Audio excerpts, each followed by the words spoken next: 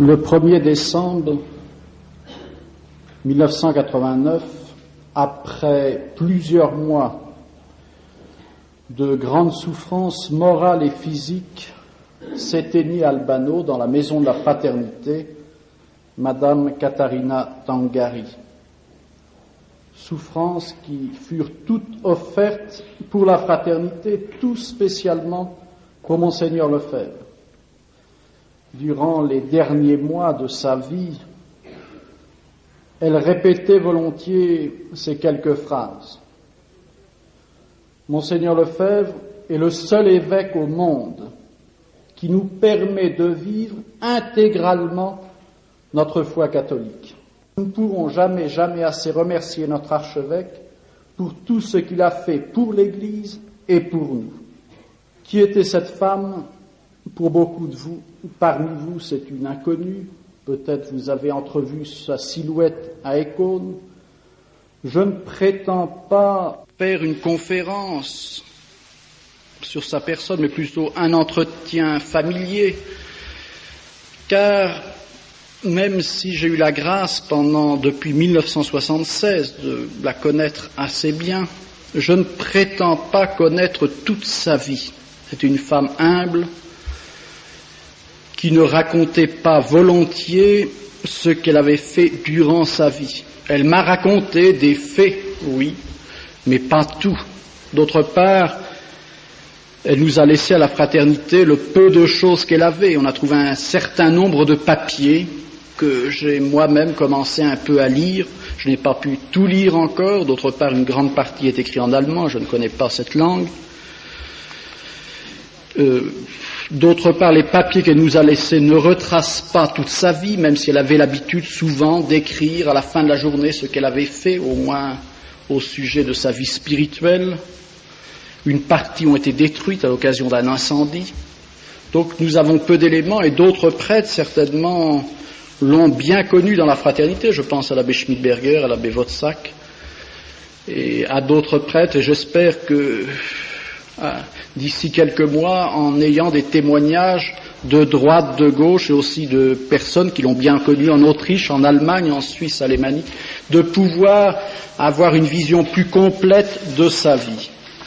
Je vous donnerai donc les éléments que actuellement j'ai à disposition.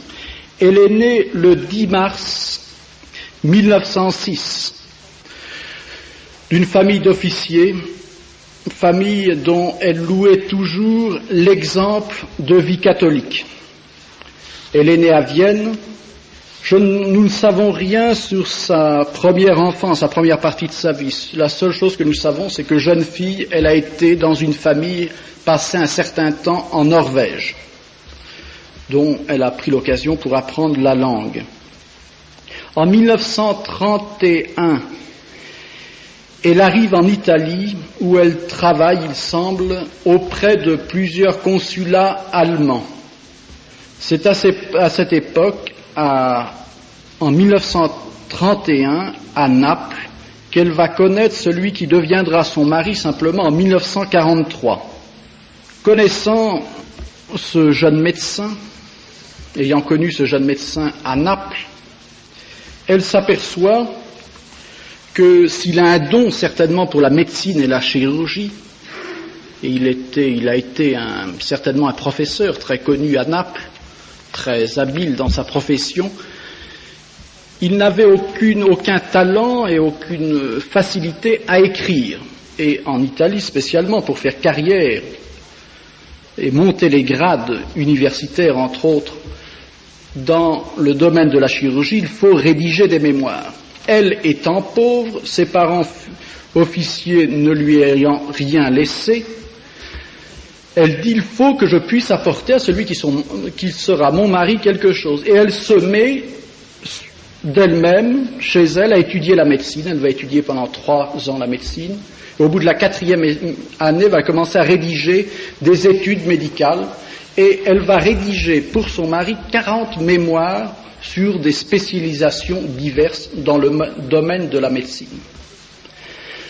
Elle fait cela souvent le soir, tard ou dans la nuit, car dans la journée où elle travaille à un certain moment dans le consulat, ensuite elle a arrêté, mais elle s'est consacrée pour pouvoir vivre à des traductions de l'italien en allemand. Entre autres, elle a traduit cette œuvre très célèbre en Italie, l'histoire de la littérature italienne par Papini, et elle traduira ça par une grosse maison allemande, une grosse maison d'édition. Et c'est à la suite, entre autres, de cette publication dont plusieurs revues spécialisées avaient parlé qu'elle sera de nouveau prise auprès du consulat allemand de Naples. Le 16 août 1943, le jour de la Saint-Joachim, elle épouse donc ce chirurgien Corrado Tangari. Durant la messe de mariage, par une inspiration certainement qui lui est venue du bon Dieu, elle s'offre en victime pour la sanctification du sacrement de mariage. Le Seigneur la prend sur le sérieux puisque 3 mois après, même pas, le 6 novembre 1943, il y avait la guerre en Italie, elle est arrêtée par des officiers anglais et américains. On la met immédiatement dans une cellule d'isolement et de rigueur, cellule obscure, humide, pleine d'insectes, de poux et de punaises, au point que les parois du mur étaient, elle-même disait, étaient comme tapissées, comme un tapis de ces insectes. Elle obtient, parce qu'à l'époque les prisons étaient tenues par des religieuses, elle obtient la permission de la supérieure de pouvoir sortir la nuit de sa cellule pour pouvoir aller dans la chapelle de la prison. Elle passera ses nuits en adoration devant le Saint-Sacrement. Elle ne sera jamais, jusqu'à sa libération complète, pourquoi elle a été arrêtée, par qui. On l'accuse d'espionnage, du fait qu'elle parle allemand. Au bout de quelques mois, la veille de Noël, elle a la visite des officiers anglais et américains qui reconnaissent en fait son innocence et qui vont la libérer pour le jour de Noël. Donc elle est arrêtée début novembre, elle est libérée le 24 décembre. Peu de temps après, son mari tombe malade de typhus, maladie contagieuse qui aurait dû être déclarée à l'époque, et pour éviter que son mari soit transporté dans je ne sais quel lieu d'isolement, elle s'enferme dans l'appartement avec son mari pour le soigner et le veiller jour et nuit. Fin février, arrive un jeune homme ayant une mitraillette avec lui, se disant envoyé par le consulat allemand, ce qui était un mensonge à l'époque parce qu'il n'y avait plus de consulat allemand à Naples, et lui demandant de lui rendre service. Elle, comprenant très bien qu'il y avait certainement quelque chose en dessous qui n'était pas très clair, refuse, il insiste, il lui dit « Cela fait 3 jours que je n'ai pas mangé, donnez-moi au moins quelque chose à manger. » Chez elle, elle n'a plus rien, pratiquement, et elle écrit un petit billet à donner à la concierge de l'immeuble en disant « Donnez-lui 2 œufs sur le plat et un morceau de pain ». Bien sûr, la concierge n'a jamais vu ce billet et ce jeune homme est parti. Et début mars, elle est de nouveau arrêtée. Alors elle va subir un certain nombre d'interrogatoires. Le 19 mars, elle est convoquée dans la centrale, on peut dire, le lieu où se rassemblaient les Alliés à Naples, et où étaient des cellules où on fusillait les prisonniers. Elle savait très bien, lorsqu'elle était appelée là, qu'elle serait certainement condamnée à mort.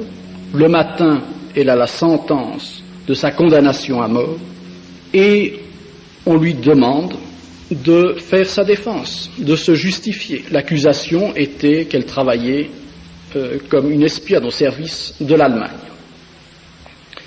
Alors elle a dit, elle a eu comme une prémonition, ou peut-être même une certaine, je dirais pas vision, elle avait plutôt ce qu'elle appelait des locutions intérieures. Elle sentait dans la prière ce qui des fois allait lui arriver. Dans la nuit précédente, donc la fête de Saint-Joseph, elle a su que le lendemain on la condamnerait à mort. Elle a passé la nuit à prier le chapelet. Et le lendemain, lorsqu'elle a été appelée, elle a pris qu'une seule chose avec elle, son chapelet en main. Et elle va se défendre pendant 9 heures de suite, en anglais, dans un anglais parfait, parce qu'elle parlait très bien l'anglais, elle connaissait bien la mentalité anglaise. Elle se défendra si bien qu'à la fin de la journée, les officiers vont changer sa peine, donc de condamnation à mort, à la prison durant tout le temps de guerre. Et elle va être donc d'abord dans cette prison à côté de Naples, la prison de Naples qui s'appelle Poggioreale. Au printemps suivant, l'été suivant, le 4 août, elle sera transférée à Padula, qui se trouve au sud de Naples, du côté de Salerne. Padula, c'est le lieu d'une ancienne chartreuse où les Alliés avaient fait un camp de prisonniers. C'est là où elle passera un certain nombre d'années, donc de 2 mois tout au moins, puisqu'en la fin 45, ce camp est dissous. Les prisonniers, une grande partie, on les laisse libres, mais elle est sur la liste noire et on la transporte dans le camp de punition de Terni, qui se trouve au nord de Rome, et le 20 mai 46, elle sera transférée dans le camp des criminels pour femmes à Riccione, c'est une petite ville au sud de Rimini, où elle finira sa prison.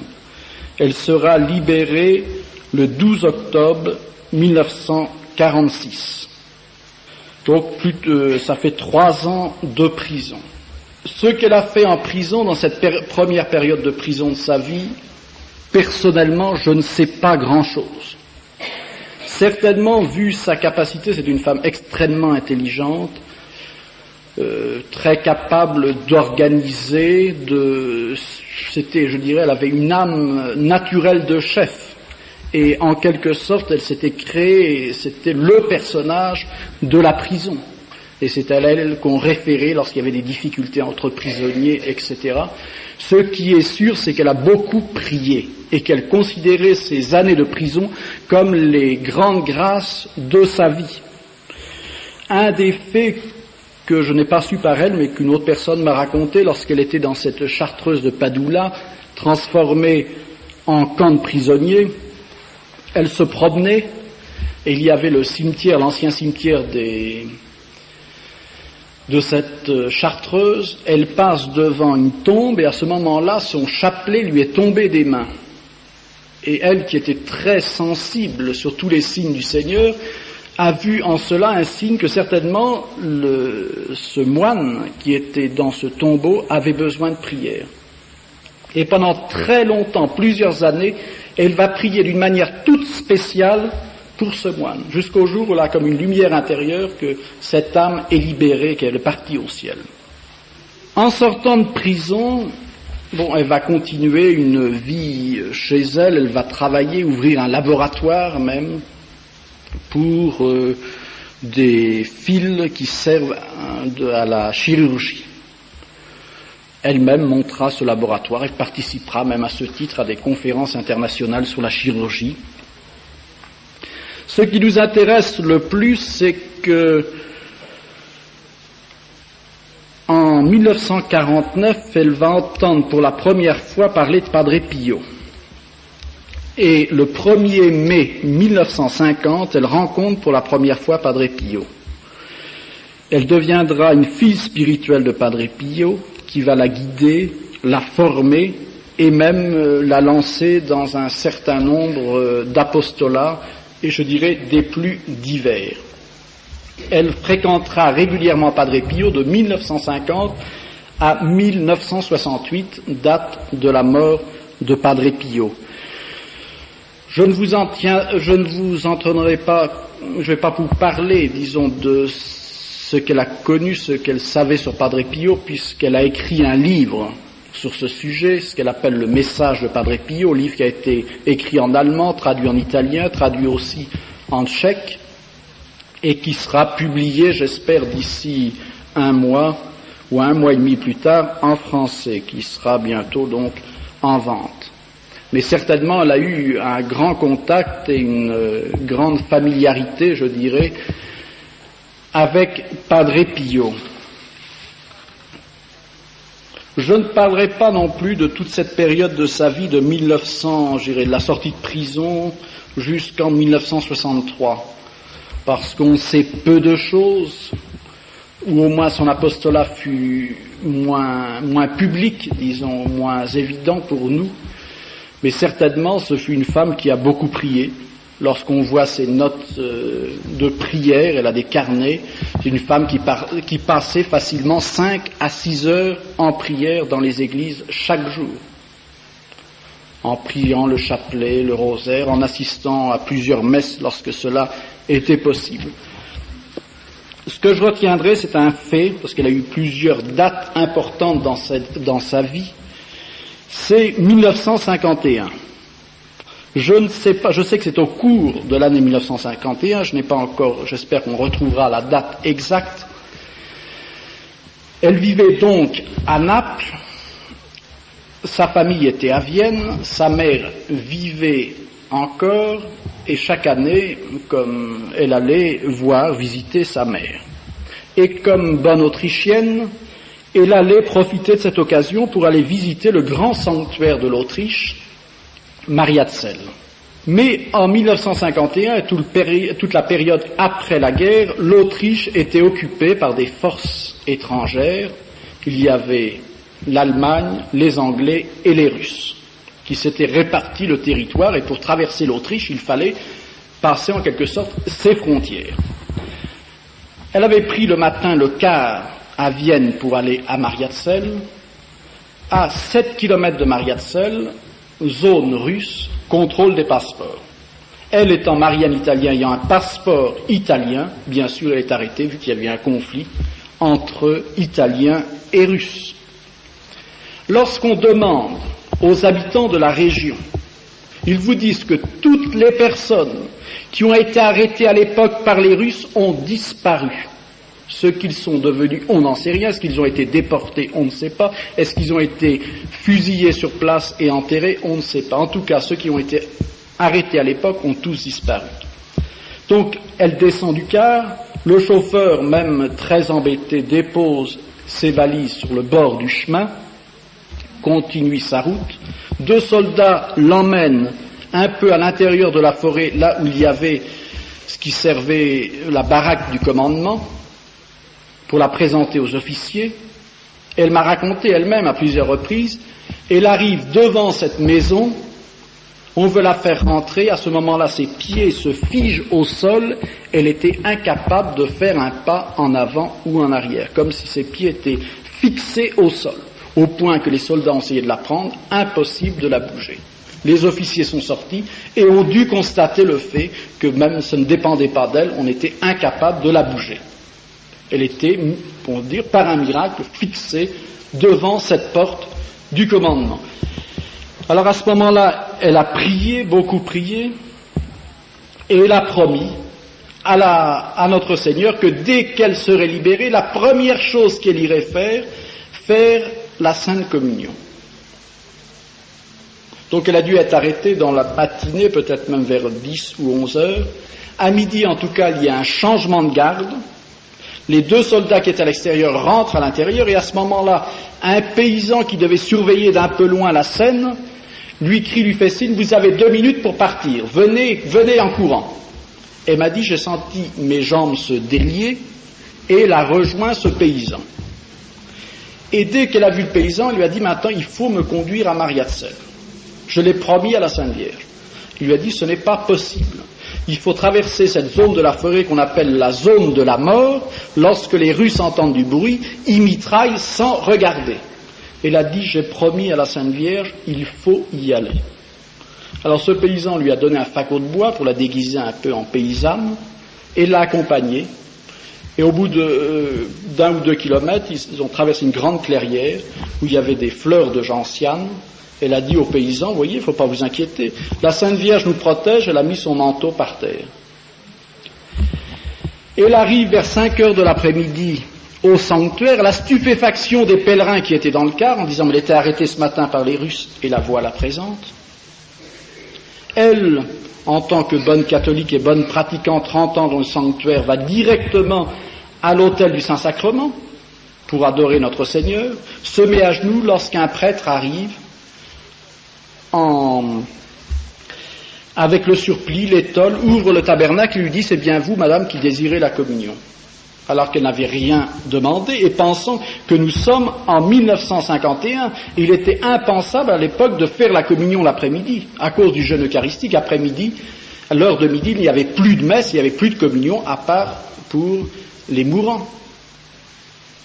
Alors elle a pu recevoir la communion. Elle a été ensuite à l'autel de la Vierge, bien sûr, remercier la Sainte Vierge, et ensuite elle est descendue les quelques marches qui séparent, lorsqu'on sort de la basilique, il y a un autel où elle avait l'habitude de descendre, et elle arrive à l'autel, et la patronne de l'autel lui dit « Ah ben oui, vos bagages sont là ». Elle m'a dit « on n'a jamais su comment ces bagages étaient arrivés là », alors qu'ils avaient été restés sur la rue.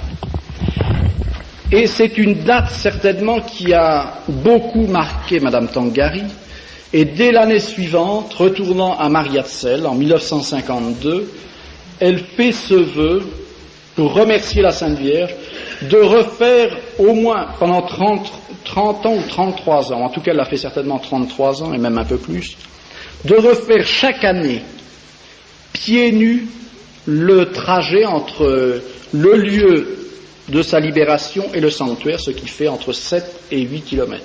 Elle le faisait le premier samedi de novembre. Mariazell est à déjà 1500 mètres d'altitude. Souvent dans la neige, le verglas, la boue. Elle l'a fait, et j'ai eu la grâce, je peux dire, de l'accompagner à plusieurs reprises, et entre autres les dernières fois où elle a été à Mariazell, et donc même le premier samedi de novembre 1988. C'est l'unique année où elle n'a pas fait elle-même à pied ce pèlerinage, n'ayant plus la force de le faire. Mais toutes les autres années, moi je l'ai vu moi-même, elle prenait la tête de ce pèlerinage. Pendant de nombreuses années, elle l'a fait seule. Et ensuite, des amis qui l'ont connue la suivaient. Les dernières années, il y a une centaine de personnes à la suivre. Je la connais bien vu qu'elle venait souvent à Albano, malade, souffrante, asthmatique. Elle était incapable de faire plus de 200 ou 300 mètres à pied sans souffler. Si les premières années, en 76-77, elle venait à Albano quelquefois par le train, depuis longtemps, elle ne pouvait plus parce que les quais, c'était trop long, sortir de la gare, elle était essoufflée, ne pouvait pas monter les marches, etc. Eh bien, moi, je l'ai vue plusieurs fois, même malade la veille de ce pèlerinage, le jour du pèlerinage, elle prenait la tête et pendant 7 kilomètres, pendant 2h30, elle ne s'arrêtait pas, en silence, et récitait son rosaire. Donc, elle a fait ça, je dirais, jusqu'en 88. Et ensuite, elle a transmis ce pèlerinage, elle a demandé si la fraternité pouvait le continuer, c'est ce qui a été fait en 89. Une autre date qui marque sa vie, c'est le 9 mai 1965. Quelques jours avant, le 3 mai, elle va à San Giovanni Rotondo. Le 4 mai, elle se confesse à Padre Pio, comme d'habitude. Et Padre Pio lui dit après la confession, « En toute chose, remerciez le Seigneur. » Et lui répète 3 fois après, « Tu as compris, tu as compris, tu as compris. » Elle a dit, « Mais qu'est-ce que veut me dire Padre Pio avec cela ?» Elle rentre à Naples, le dimanche suivant, le 9 mai, elle assiste à la messe, et on vient la chercher durant la messe en lui disant, votre appartement est en train de brûler. Un incendie qui lui a pratiquement détruit tout le peu de choses qu'elle avait. Elle a toujours considéré cet incendie comme une grâce du bon Dieu.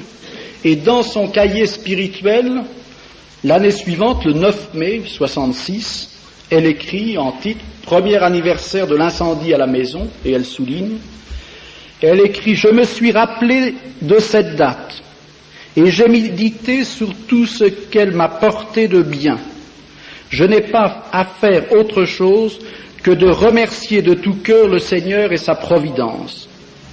En ce sens, j'ai offert la Sainte Messe, les prières et la Sainte Communion. » Et cela faisait partie en quelque sorte d'une étape de la formation que Padre Pio lui avait donnée. Et elle expliquait que la formation spirituelle qu'elle lui avait donnée à elle, Padre Pio, il y avait 3 étapes en quelque sorte. La première, savoir accepter tout ce que vous envoie le Seigneur. Deuxième étape, savoir offrir tout ce que nous envoie le Seigneur. Et enfin, 3e étape, savoir remercier le Seigneur. Quand je l'ai connue, tout ce qui pouvait lui arriver, même des souffrances, la première chose qu'elle faisait, c'était de remercier. Et lorsqu'au mois de juillet dernier, on m'a appelé parce qu'elle était tombée et s'était cassé le col du fémur, on venait de la mettre sur son lit. Je suis arrivé, elle m'a dit, Abbé du Chalar, il faut remercier le Seigneur. Et je dirais toutes les dernières années de sa vie, tout ce qui lui arrivait, c'était le remerciement. Accepter, offrir, pour elle, était devenu une évidence. Je voudrais vous parler maintenant d'une partie importante de son apostolat. Elle a eu d'autres apostolats dont je ne connais pas exactement la nature. Je sais que Padre Pio lui avait demandé de trouver de l'argent pour construire un hôtel ou une chapelle. Je n'ai pas très bien compris et trouvé exactement la chose. Mais elle avait aidé Padre Pio. Padre Pio lui avait demandé, je ne sais plus, c'était pour la construction, je crois, d'un hôtel dans une église.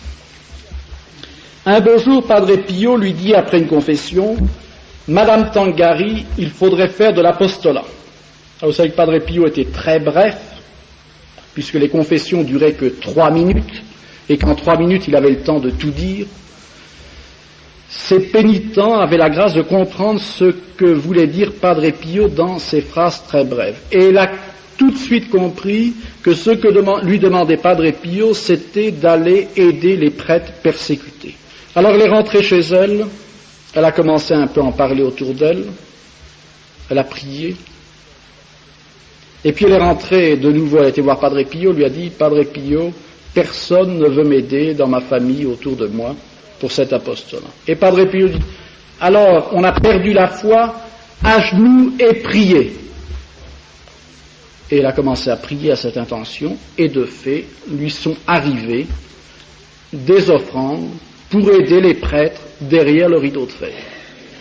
Au bout de quelque temps, elle avait accumulé une certaine somme pour ses prêtres, mais il fallait aller porter cet argent, ou au moins les dons qu'elle avait reçus aussi.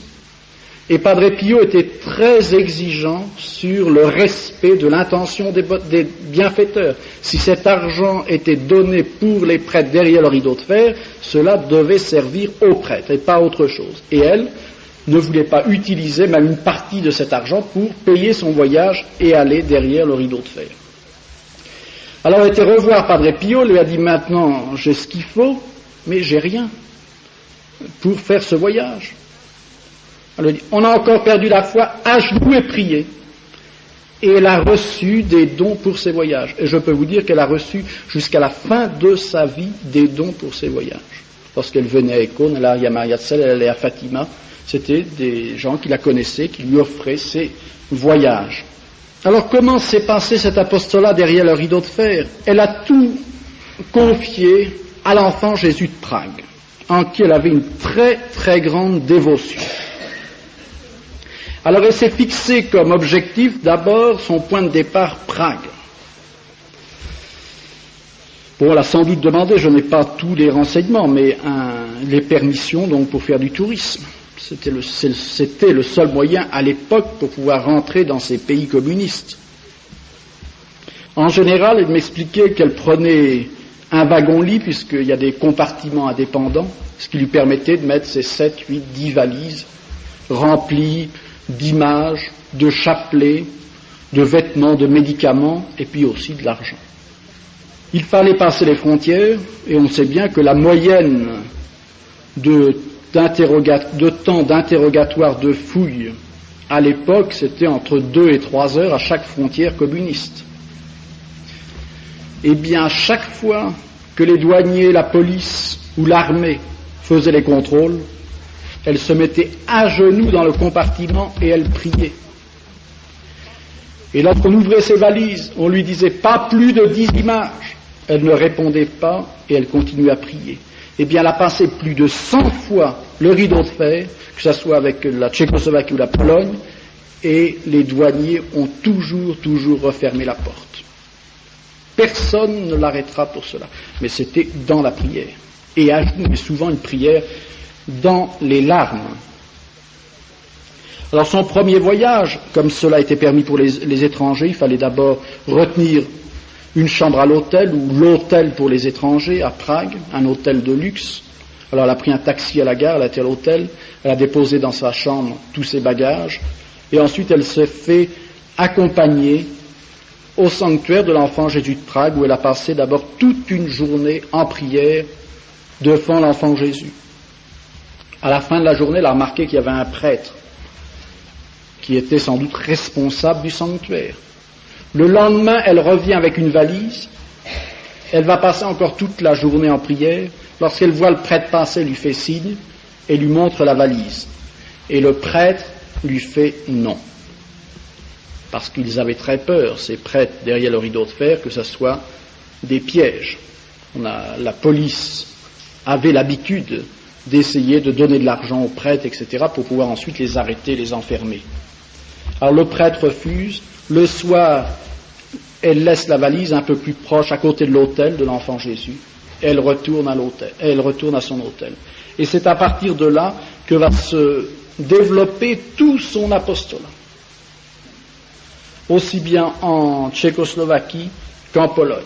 Elle connaîtra un très grand nombre de prêtres, des religieuses, souvent dans les campagnes, regroupés dans des fermes, vivant, je ne dirais pas comme des animaux, mais presque, dans une grande misère. Et qu'elle apportait ce qu'elle pouvait, et surtout elle les réconfortait, par sa prière, par ses conseils, leur parlant de Padre Pio. Plus d'un de ces prêtres deviendront des fils spirituels de Padre Pio. Bon, on ne pouvait pas être, il fallait que Padre Pio accepte une âme comme fils spirituel. Et bien, lorsqu'elle revenait en Italie, elle demandait à Padre Pio pour tel ou tel prêtre s'il pouvait devenir fils spirituel, et il disait oui ou non, pas toujours oui. Donc elle passera de 1964 à 1971 plus de 100 fois derrière le rideau de fer. Elle en profitera aussi donc pour aller en Allemagne, en Autriche, pour faire des conférences sur Padre Pio, et c'est souvent ces groupes de prière qui lui donnaient des offrandes pour lui permettre d'aider ses prêtres. Le vendredi saint 1971, elle est en Pologne pour la dernière fois, à Nowa Huta. Le jeudi de Pâques 1971, elle part de Vienne pour la Tchécoslovaquie. Elle est arrêtée à la frontière de Hatt avec accusation de vouloir introduire 6900 couronnes, c'est la monnaie tchèque, et elle risque pour cela de 6 mois à 3 ans de prison pour tentative de mettre en danger la gestion économique des valeurs étrangères. C'était le motif officiel. Elle est enfermée dans la prison de Brno, pas loin de la frontière autrichienne. Elle a su après. Pourquoi cette arrestation? Je sais qu'une fois à Prague, elle s'était rendue compte que sans doute on la suivait. Mais il semble bien que ce ne soit pas la police, que ce ne sont pas des prêtres qui ont parlé, mais que ce soit une femme, par jalousie du bien qu'elle faisait, qui a été la dénoncer à la police. Et c'est pour cela qu'elle a été arrêtée. Elle a commencé par une grande humiliation, elle qui était une femme très mortifiée, je dirais très modeste. On lui a arraché tous ses vêtements, on les a mis dans un sac et on lui a fait prendre une douche glaciale. Elle disait, ma seule pensée à ce moment-là, eh bien, c'était notre Seigneur qui portait sa croix. Ensuite, elle va suivre un très grand nombre d'interrogatoires où on va chercher à lui faire dire le nom des prêtres qu'elle a aidés et les lieux où se trouvaient les prêtres. Premier interrogatoire, elle va faire ce qu'elle pourra pour pas trahir. Elle rentre dans sa cellule. Elle m'a dit, c'est la seule fois où j'ai entendu, et c'était après la mort de Padre Pio, une aide ou une voix de Padre Pio en dehors de mes contacts directs avec lui.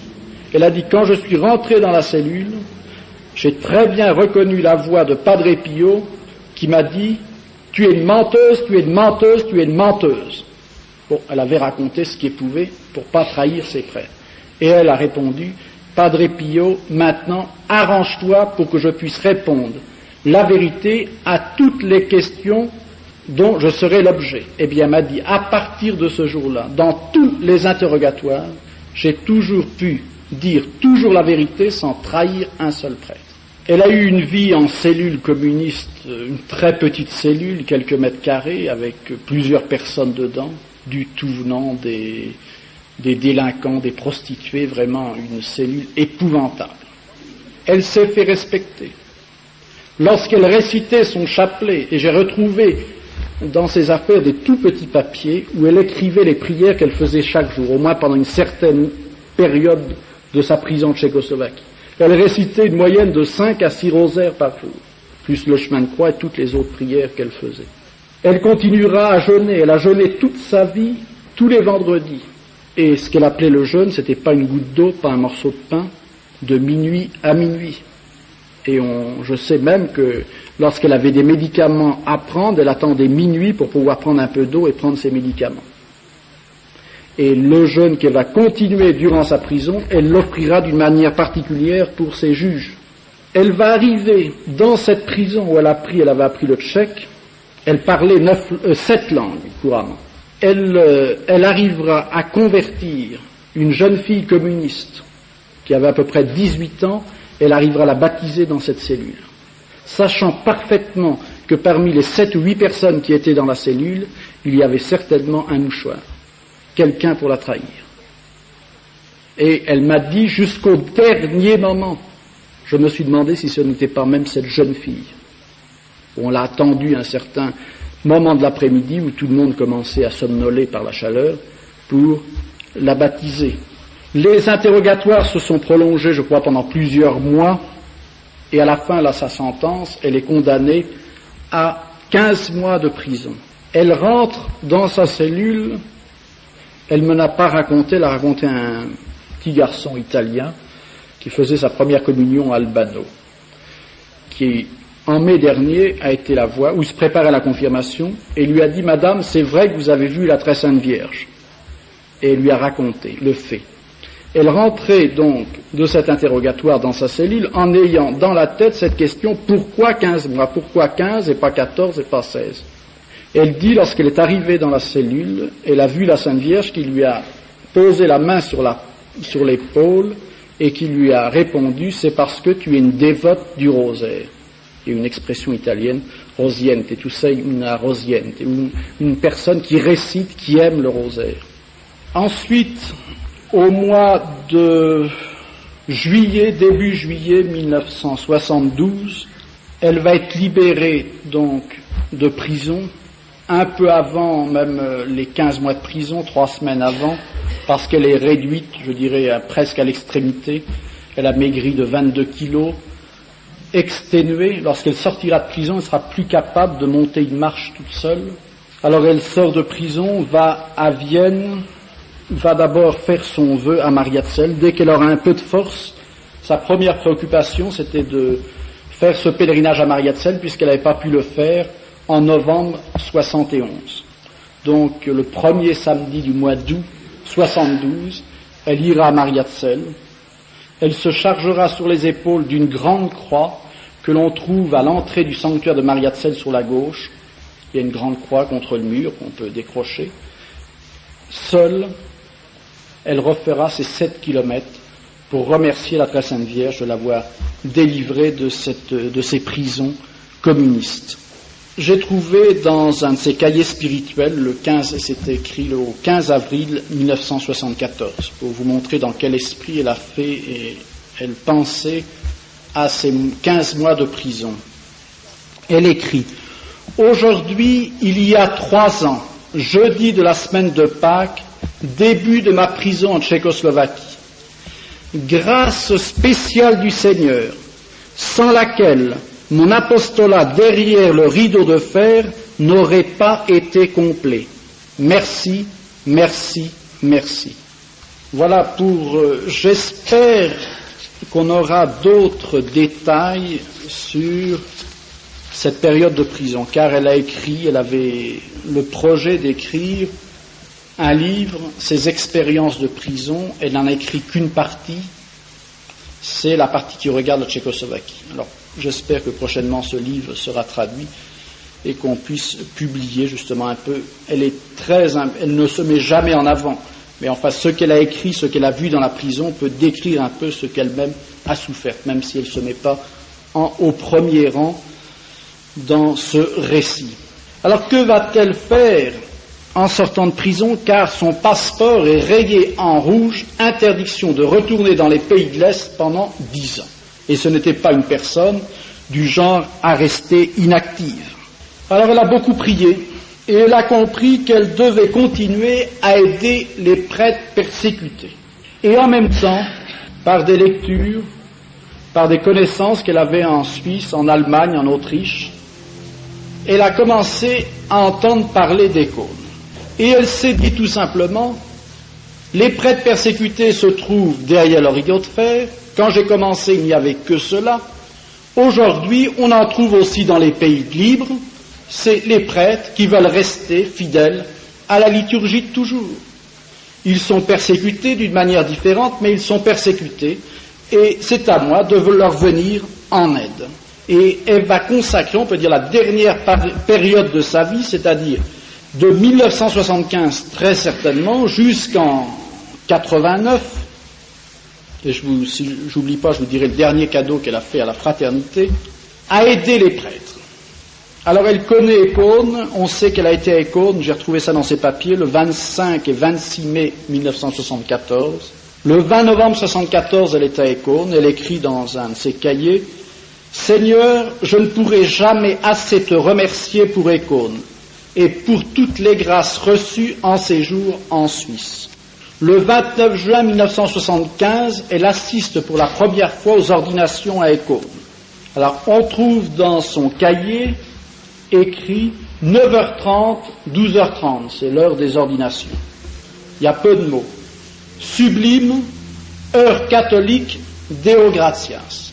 Il serait intéressant, ce n'est pas facile à le faire, de voir un peu son cheminement, comment elle a découvert Écône, cette personne de prière, de foi, de pénitent. Certainement qu'elle a souffert pendant longtemps, peut-être d'une manière très, très personnelle, dans le fond de son âme, de cette crise dans l'Église. On trouve cela par quelques phrases écrites dans ses cahiers spirituels. J'ai noté, enfin ce que j'ai trouvé, par exemple le 31 juillet 1972, donc c'était à sa sortie de prison, il y a marqué 6 heures, Sainte Messe silencieuse en latin, Deo gratias. Et à un pèlerinage où on l'avait demandé d'accompagner un groupe d'Allemands à San Giovanni Rotondo, elle remarque que tous les pèlerins ont fait la communion à genoux. Et elle met Deo gratias. Alors on trouve par quelques impressions comme ça, par exemple en 1974, le 16 mai, elle est à Mariazell, 9h, c'est écrit, messe tridentine à l'autel de Saint-Benoît, c'est un don de Dieu, silence, latin, beaucoup de recueillement. Que le Seigneur soit béni pour ses prêtres, pour ses saintes messes. Et par exemple le 25 août 1975, donc elle avait déjà assisté à la première ordination à Écône, bien qu'elle avait connu l'abbé Schmidberger, l'abbé Wozzack, c'était les seuls prêtres, je crois, avec qui elle avait des contacts à l'époque, et elle écrit dans son cahier, « J'ai demandé ce matin à l'enfant Jésus de me donner des nouvelles d'Écône en lui offrant toute la journée. » Elle met ensuite, « J'ai reçu une lettre express d'Écône. » Donc il lui avait donné des nouvelles. Ce que je peux vous dire, c'est qu'elle n'a jamais eu de doute sur l'œuvre de Monseigneur, sur les ordinations qu'elle a fait en 1976, ou même sur les sacres de 1988. Malheureusement, elle n'a pas pu assister elle-même au sacre, étant assez malade. Je dirais même tout l'hiver et toute la période qui a précédé les sacres, elle a été souffrante. Je pense que ce n'est pas sans lien, sur tout ce qui s'est passé avant les sacres. Et elle me disait toujours, j'offre tout cela pour mon Seigneur. Et je me souviens très bien qu'à Noël 87, elle m'a dit, fin juin, mon Seigneur consacrera les évêques. Pour elle, c'était une évidence qu'en fin juin, mon Seigneur devait faire des évêques. Ce qui marque certainement, elle avait une très très grande dévotion à la Sainte Messe. Elle avait appris ça, certes, de Padre Pio, mais lorsqu'elle venait à Écône, par exemple pour les ordinations, vous savez qu'il y a souvent beaucoup de prêtres, il y a 100, 120 prêtres, la plupart disent leur messe à Écône, les messes commencent à 4h, 4h30 le matin, jusqu'au moment des ordinations, eh bien, elle assistait au plus grand nombre de messes possibles. Elle ne voulait jamais manquer une messe. Lorsqu'elle venait à Albano, il y avait 3 ou 4 messes, elle assistait aux 3 ou 4 messes. Elle disait, il n'y a jamais de trop grand sacrifice pour assister à la Sainte Messe. Et elle-même venait le dimanche, bien souvent, de Naples, qui a 180 km d'Albano. Lorsque nous ne pouvions pas aller dire la messe à Naples. Et les dernières années où il y a un centre de messe à Naples, elle venait souvent elle-même. Et je me souviens, pendant longtemps, on a dit la messe dans un bureau qui se trouvait dans un vieil immeuble avec un escalier très raide. Et ça me faisait une pitié de la voir monter cet escalier. On voyait qu'elle soufflait à chaque marche. Et elle me disait, chaque marche est offerte à l'enfant Jésus. Pour elle, il ne pouvait pas avoir de trop grands sacrifices pour pouvoir se priver de la messe. Ce n'était pas possible. Et elle disait, si on ne fait pas de sacrifice, bien qu'est-ce qu'on a à offrir au Seigneur durant la Sainte Messe? C'est notre moyen à nous de participer un peu au sacrifice du Seigneur. Femme de prière, je vous ai dit, elle passait 5 à 6 heures en prière dans les églises. De pénitence, je vous ai dit ce jeûne absolu qu'elle faisait. Et puis, son apostolat. Je vous dis quelques mots sur son apostolat qu'elle a fait donc de 1975, très certainement des ordinations de 1975 jusqu'en 89. D'abord aux nouveaux prêtres, à tous les nouveaux prêtres, elle leur offrait une aube, le linge nécessaire pour dire la messe, un bel ornement. Si le prêtre ne pouvait pas ou la famille ne pouvait pas l'aider, elle lui offrait un calice, une valise chapelle, et ça tous les nouveaux prêtres. Donc prenez, ça fait peut-être 250 qu'elle a donné pour 250 prêtres. Ensuite pour les séminaires, les ornements dont avaient besoin les séminaires, non seulement la chasuble, mais dans les séminaires il faut les grands jeux, comme on dit, diacre, sous-diacre, l'écharpe, 4, 5 chapes pour les vêpres. Jamais ce n'était trop. Et souvent j'ai fait l'intermédiaire entre nos prêtres et elle. Et des fois elle me disait, j'ai pas bien compris, est-ce que vous pouvez lire? Moi j'étais gêné, alors je dis, c'est peut-être un peu trop. Elle m'a dit, si vous ne demandez pas, la Providence ne m'aidera plus. Plus vous me demandez, plus la Providence m'aide. Alors ce qu'il faut bien savoir, c'est que cette femme vivait dans une grande pauvreté. Elle n'avait rien de s'acheter du pain. Et récemment, une de nos fidèles de Naples m'a dit qu'elle avait été la voir un jour, et sachant qu'elle ne mangeait pas de viande et que du poisson lui apportait un poisson, elle lui a dit, oh, c'est une bénédiction du ciel, parce que depuis hier, je n'ai plus rien à manger. Alors vous me direz, comment elle a fait? Eh bien, ce que lui avait enseigné Padre Pio, par la prière, et en offrant toutes ses souffrances pour son apostolat. Souvent, l'hiver, elle était malade, et elle me disait, Abbé du Chalard, pas d'apostolat sans souffrance. Et ces ornements, elle les faisait faire, elle voulait qu'ils soient bien faits. Tout ce qu'elle pouvait trouver d'objets sacrés, calices, ciboires, ostensoirs, encensoirs, tout ce qu'il y avait de mieux, si c'était ancien, elle faisait restaurer, pour le distribuer. Et elle avait 2, 3 magasins qui lui faisaient crédit, on la connaissait, et on ne se préoccupait pas, on savait que d'une manière ou d'une autre, cela serait payé. Et les gens qui la connaissaient, en Allemagne, en Autriche, en Suisse, envoyaient directement les dons dans les magasins. Lorsqu'elle disait, je ne veux pas toucher l'argent, c'est les choses du démon. Elle ne parlait jamais d'argent, elle parlait de providence. Et je dis, bon, j'ai assez fréquenté, j'étais assez proche d'elle pour vous dire que ce sont des sommes considérables. Ça correspond à des sommes énormes, ce qu'elle a pu donner. Et nous savons tous, il n'y a sans doute pas de maison de la fraternité, de chapelle qui ont été fondées durant ces dernières 15 années où elle n'est pas participée d'une manière ou d'une autre. Et tout par la prière et la pénitence. Il disait, si c'est la volonté du bon Dieu, le bon Dieu se débrouillera, il va bien s'arranger pour que tout cela soit payé. Et effectivement, c'est ce qui s'est passé pendant des années et des années. Et rien n'était, elle ne voulait pas envoyer, elle m'appelait, elle me disait, il faudrait venir parce que si c'est pas bien fait, on fait refaire. Rien n'est trop beau pour nos seigneurs. Et elle-même ensuite, même lorsqu'elle avait dépassé 80 ans, faisait ses colis avec beaucoup d'attention, parce que tout ce qu'elle faisait très bien, avec beaucoup d'attention. C'est elle qui faisait les paquets, aller à la poste et envoyer ça dans toutes les parties du monde.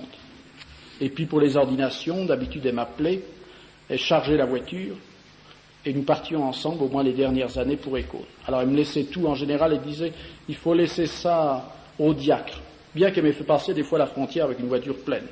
Elle disait, il ne faut pas vous inquiéter, il faut prier les âmes du purgatoire, les douaniers qui sont encore au purgatoire. Il y en a peu qui les prient, priez, vous verrez, ça passe tout seul. Il n'y a qu'une fois, elle m'a dit, laissez tout à Montalingue, les diacres se débrouilleront. Bon, j'ai laissé, puis il y avait une boîte d'hosties, elle voulait offrir les hosties pour les ordinations, il y avait 5000 hosties, je dis, je vais prendre ça. Bien, on m'a arrêté au moins pendant une demi-heure, on m'a fait des histoires pour ces hosties. Et elle disait, faut prier les douaniers qui sont encore au purgatoire, les âmes des douaniers au purgatoire. Et elle a passé ainsi, elle a donné partout tout ce qu'elle pouvait, elle était contente de donner, en disant, plus vous me demandez, plus le Seigneur m'aidera. Et son apostolat ne se limitait pas simplement à cette aide des prêtres, spécialement tous ceux qui regardent la messe, ceux qui regardent l'autel. Elle a aidé aussi plusieurs séminaristes, il y en a qui pourraient témoigner, qui avaient eu des difficultés, c'est normal, le démon fait son travail dans la vocation, etc., qui ont été la voir, et qui aujourd'hui, s'ils sont prêtres, eh bien c'est certainement grâce à ses conseils et grâce à ses prières. De même, elle avait ce qu'on appelle, elle disait l'apostolat du téléphone. Elle passait facilement 3-4 heures au téléphone. On lui téléphonait de l'Allemagne, de l'Autriche, pour lui demander des prières, pour lui demander des conseils. Et je peux dire aussi que certainement, là où il y avait des fois des ménages qui étaient dans des situations bien difficiles, eh bien si les choses vont bien maintenant, c'est grâce à ses prières et à ses conseils. L'apostolat aussi du courrier. Elle recevait un courrier énorme d'Allemagne, mais aussi des pays de l'Est. Elle répondait elle-même, elle tapait à la machine elle-même, et pas 3 mots, il y avait souvent plusieurs pages. Elle travaillait facilement jusqu'à 1h du matin, 2h du matin, sa machine à écrire pour répondre. Elle se faisait un devoir de répondre. Elle dit, on n'a pas le droit de laisser ces gens sans réponse. On a toujours quelque chose à leur apporter, un réconfort à leur apporter. Alors ça a été aussi pendant de nombreuses années son apostolat, et cela, sa grande correspondance qu'elle a eue, à partir du livre qu'elle a écrit sur Padre Pio, qui a suscité, les gens lui ont écrit, elle a répondu. Donc elle a dû écrire son livre vers 63, je crois. Quelques mots sur les dévotions plus particulières de Madame Tangari. Je vous ai dit l'enfant Jésus de Prague, bien sûr. Elle avait une très grande dévotion depuis très longtemps, l'enfant Jésus de Prague. Elle a été donc elle-même très souvent à Prague. Et elle a diffusé autour d'elle cette dévotion. Elle avait des petites statues, je peux vous dire qu'elle en a distribué par centaines. Et lorsqu'elle se déplaçait, elle emmenait toujours avec elle sa statue de l'enfant Jésus de Prague. Elle avait aussi une très grande dévotion, bien sûr, pour Maria Tsel, où elle allait elle-même tous les ans accomplir son vœu. Grande dévotion aussi à Notre-Dame de Fatima. Elle avait connu des Hongrois durant son apostolat derrière le rideau de fer, et elle leur avait promis de prier d'une manière toute particulière pour eux, à Fatima, car les Hongrois, pour ceux qui connaissent Fatima, entre le village des enfants et le terrain des apparitions, il y a un grand chemin de croix qui se termine par un calvaire en pierre, et ce calvaire a été offert par les Hongrois. Et à chaque fois qu'elle a été à Fatima, elle a été souvent à Fatima, elle allait prier le rosaire devant ce grand calvaire. Et je vous cite 2 faits à ce propos. Je me souviens, ça devait être je me rappelle plus, c'est 86 ou 84 ou 85. Elle a été Et au mois d'août, elle est tombée chez elle et s'est cassée l'épaule. Elle a passé plus d'1 mois dans le plâtre. Elle avait déjà pratiquement, je crois, 80 ans. Au mois d'août à Naples, un plâtre, ce n'est pas facile à supporter vu la chaleur. Début décembre, on lui retire le plâtre. Et à son âge, si elle veut réutiliser son bras, de la rééducation était nécessaire. Au même moment où on lui retire son plâtre, quelqu'un lui offre un voyage à Fatima. Et elle dit, c'est le bon Dieu qui le veut, il ne faut pas manquer l'occasion, se fait mettre dans un train et part pour Fatima.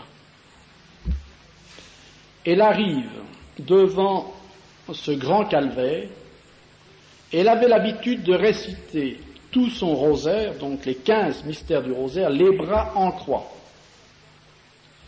Elle a dit au Seigneur, si je ne retrouve plus la force maintenant de faire ce rosaire les bras en croix, je ne pourrai plus jamais dans ma vie. Et d'un moment à l'autre, elle a récité pendant 3/4 d'heure son rosaire les bras en croix devant ce calvaire. Et l'année suivante, je l'ai accompagné moi-même en voiture à Fatima et je l'ai vu moi-même réciter devant ce calvaire pendant 3/4 d'heure son rosaire pour les Hongrois et sans bouger. Elle avait une très très grande dévotion à Notre-Dame de Fatima, à Lourdes aussi. Elle a été très nombreuses fois à Lourdes durant sa vie. Et puis tous les sanctuaires qu'on trouve en Italie, spécialement Pompéi, qui était près de Naples. Elle priait toujours à genoux. Un jour, elle m'a dit, j'ai demandé au Seigneur de pouvoir prier jusqu'au bout à genoux. Et du fait, lorsqu'on la voyait à la chapelle, on la voyait, à part par respect pour le prêtre durant les prédications, elle était assise, sans ça, elle était toujours à genoux. Et le jour où elle a dû s'asseoir, eh bien, c'est le jour après, lorsqu'elle est tombée, s'est cassée le col du fémur, pratiquement, elle ne s'est plus remise assise, puisqu'elle est restée sur son lit tout le reste des mois qui lui restaient à vivre. Voilà un peu quelques prières aussi qu'elle aimait réciter. Elle récitait une prière qu'elle disait très efficace pour la glorification de Padre Pio. Je dirais que c'est la seule prière, les derniers mois de sa vie, elle était tellement faible qu'elle pouvait encore réciter. Elle m'a dit que c'était une fille spirituelle de Padre Pio qui avait fait cette prière. Il semble qu'elle ait pris un peu la prière de cette fille spirituelle et je crois qu'elle l'a un peu modifiée. Je ne sais pas, elle ne m'a jamais rien dit, tout au moins personnellement, sur l'origine bien précise de cette prière. Je vous la lis, c'était « Jésus en croix, écoute ma voix. Par tes grands tourments, donne-moi des consolations. Par la plaie de ton côté, par le sang versé par Marie des 7 douleurs, fais que Padre Pio soit béatifié, canonisé, glorifié. Lui qui a toujours glorifié Jésus sur la terre. » Et elle l'a dit, elle nous invitait à réciter cette prière en disant, parce qu'il y a des difficultés, ça nous sort de difficultés cette prière. Elle m'a raconté un voyage qu'elle a dû faire dans les années 86 entre l'Autriche et Altetine. Donc le sanctuaire marial allemand. Elle avait dû aller voir quelqu'un, elle s'était fait prendre en taxi. Et pour le retour, il y a une tempête de neige, au point que toutes les routes étaient bloquées, les gens étaient arrêtés. Eh bien, elle n'a pas arrêté pendant, je crois, il y a 250 kilomètres à réciter cette prière. Elle a dit les 2 ou 3 fois fatiguée, j'ai arrêté de réciter cette prière, la voiture s'est arrêtée. Elle ne pouvait plus avancer. Elle a dit, on a pu arriver, retourner où elle était en Autriche, grâce à cette prière. Et elle récitera toute sa vie à réciter cette prière. Ce qu'elle a rédigé qui résume assez bien sa vie, elle avait préparé, et malheureusement je ne pense pas qu'il n'est pour tout le monde, j'en apporterai une autre fois, un petit memento. C'est elle-même qui l'avait préparé, elle a mis ces quelques paroles qu'elle a écrites elle-même dans différentes langues. Tout ce que j'ai pu faire de bien dans ma vie fut une pure grâce de Dieu non méritée. Que vous, très douce Mère de Dieu, ayez voulu me donner tant d'amour pour vous, fut ma plus belle récompense. Donc toute cette attitude de son âme, et c'est ce qui était certainement le plus marquant, toujours pour remercier. Elle ne cessait de remercier le Seigneur de tout ce qui pouvait lui arriver, en bien comme dans la souffrance. Je vous dis les dernières souffrances, et elle a eu des épreuves certainement morales terribles les derniers mois de sa vie, eh bien elle ne cessait de remercier le Seigneur même pour cela.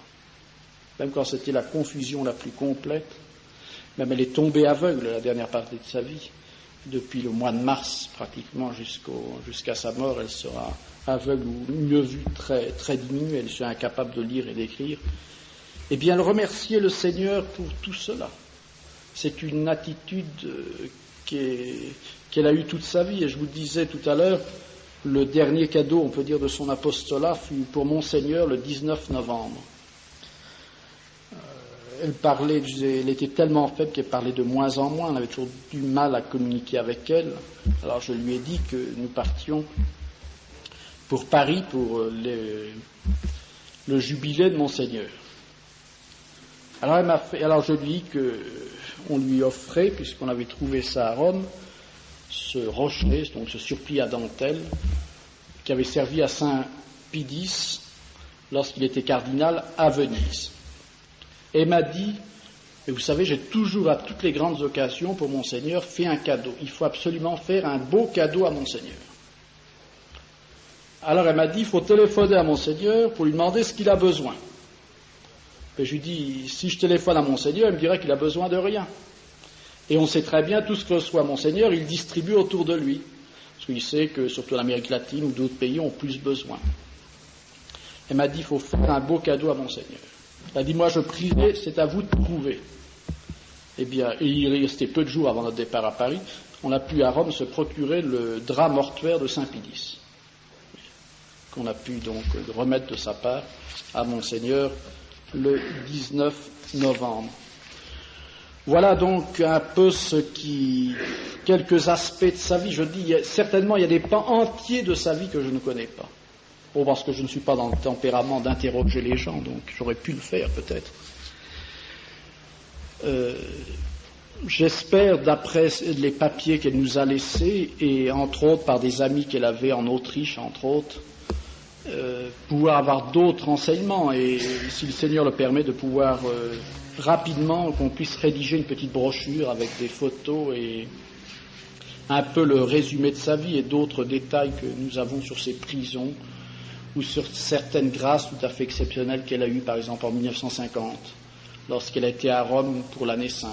Alors il y a un de ses confesseurs qui lui a demandé de rédiger cela, et alors c'est conservé. On a une copie de la rédaction de comment elle a pu faire son jubilé à Rome après beaucoup d'épreuves, mais aussi toutes les grâces qu'elle a pu recevoir. Et puis en même temps, j'espère que sera traduit donc son récit de prison, au moins cette partie de récit de prison, en Tchécoslovaquie. Mais elle disait, elle répétait, les années de prison, les mois de prison que j'ai pu faire ont été les plus belles années de ma vie. Les plus grandes grâces que le bon Dieu m'a fait. Parce que pour elle, c'était le moyen, bien sûr, le plus beau pour s'unir aux souffrances de notre Seigneur. Alors voilà un peu ce qu'on peut dire, enfin, sur Madame Tangari. Je pense qu'on peut très bien la prier, vous savez. Elle intercède au ciel pour nous, c'est évident. Elle l'a fait durant sa vie, elle nous a beaucoup aidés, mais bon, c'est vrai matériellement, mais certainement encore beaucoup plus par sa prière, et je suis convaincu qu'elle continue.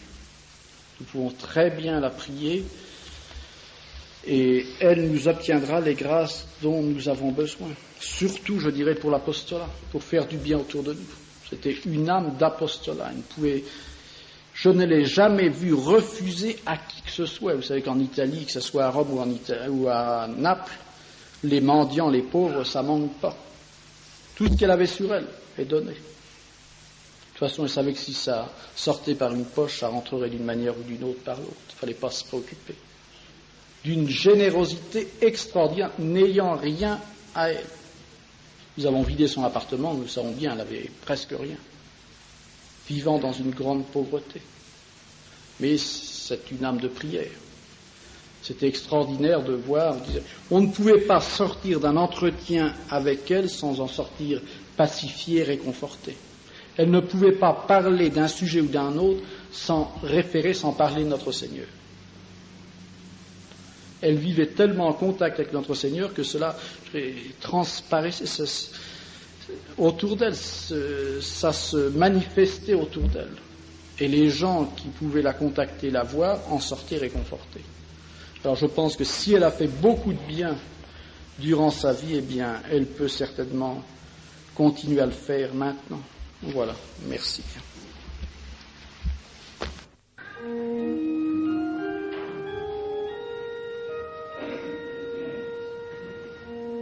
Devant vous je m'engage sur mon honneur et je te fais l'hommage de moi, Seigneur.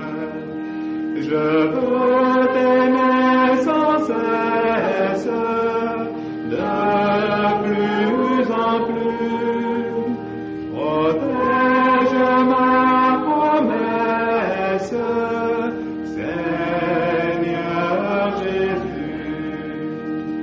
Je jure de te suivre en fier chrétien, et tout entier je livre mon cœur au tien. Je veux t'aimer sans cesse, de plus en plus. Protège ma promesse, Seigneur Jésus.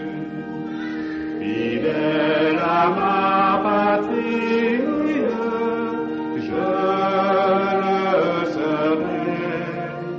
Tous les jours de ma vie, je servirai. Je veux t'aimer sans cesse, de plus en plus. Protège ma promesse, Seigneur Jésus. Je suis de tes apôtres et chaque jour je veux aider les autres pour ton amour. Je veux t'aimer sans cesse, de plus en plus. Protège ma promesse,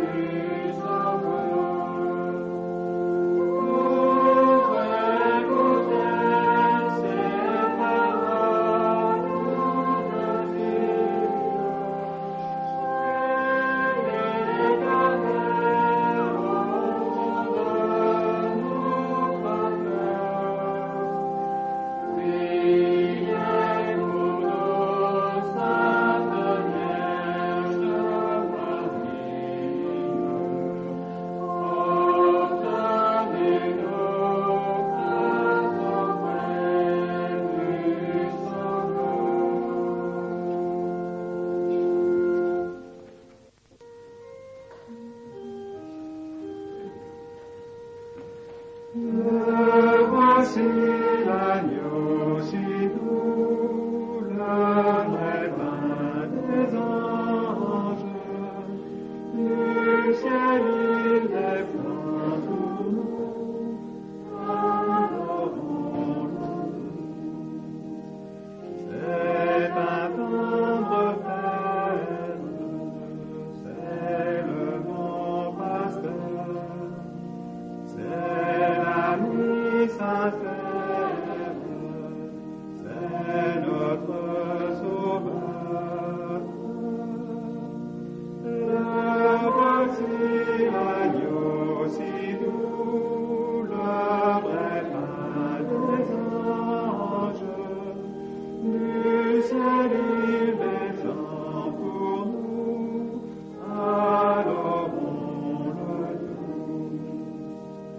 Sa sainte présence remplit notre cœur de reconnaissance,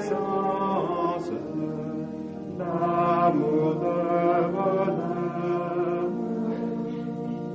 Le voici l'agneau si doux, le vrai pain des anges. Du ciel il descend pour nous, adorons-le tous. C'est la Sainte Hospie, le vrai pain des cieux, d'éternelle vie, gage précieux. Le voici l'agneau si doux, le vrai pain des anges. Du ciel il descend